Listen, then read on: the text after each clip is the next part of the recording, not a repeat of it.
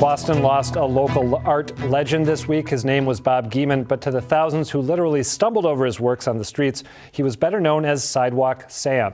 Guillemin died on Monday at the age of 75 at his Newton home. But as WGBH News arts editor Jared Bowen tells us, he left quite a mark on Boston in more ways than one. He could very well have spent his life in hallowed museum and gallery halls, but Bob Guillemin preferred life on the street. For decades, beginning in the 1970s, he chalked and painted on pavement, earning the nickname Sidewalk Sam. It was an effort to pry art away from its lofty perch and bring it out into the open air for everyone to see.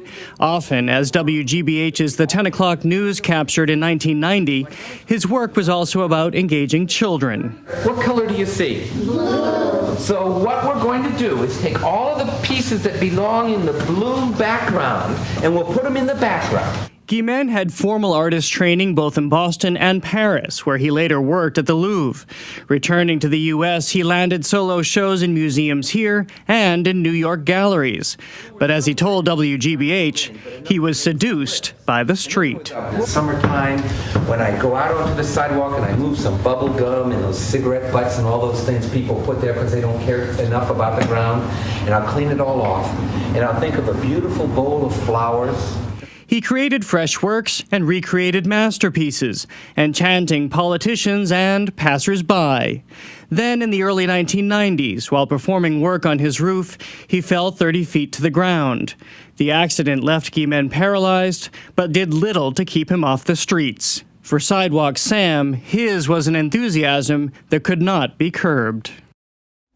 Well, Sidewalk Sam's art predated you and I, Adam, in our time in Boston, but I think what's resonated most with me in looking at his philosophy, and this is something I try to espouse all the time, is it being art for all. I mean, he was somebody who was in those lofty perches, studying in Paris, studying and working ultimately at the Louvre Museum, but then really trying to break out of that and expose art to kids and expose it just to the public, literally walking down the street and perhaps stumbling over the art. I wanted to ask you about that because my sense is, as someone who is not an art maven in the way that you are, my sense is that that philosophy has sort of been embraced by institutions like, museums here in Boston, but that back when he was doing his work early on, that it was much more unusual. Was it kind of iconoclastic when he was getting started to say art should be in the street as opposed to behind closed doors? I think there's been a lot more conversation about that now.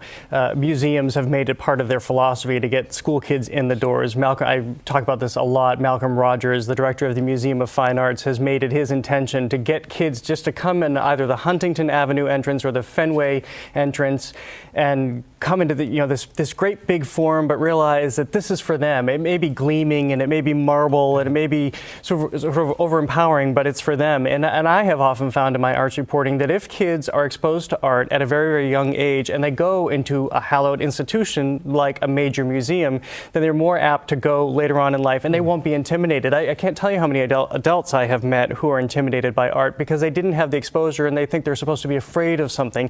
And that's exactly what Sidewalk Sam was trying to counter. Are there any other artists that you can think of just off the top of your head, and there may not be, but who are doing something akin to what he's doing, going out and making art on the streets or in the streets right now? Well, I think we're seeing those artists go into museums right now, and those are graffiti artists.